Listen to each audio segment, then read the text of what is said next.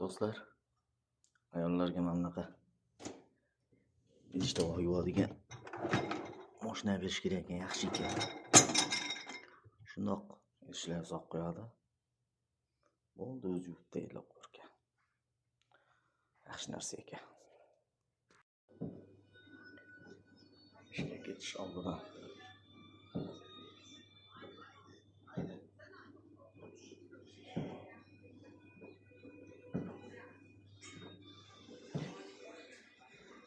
bugun shanba, zo'r kun. Chunki bugun shahar aylanamiz, sayohat qilamiz. Ertaga bozor. Dam olamiz.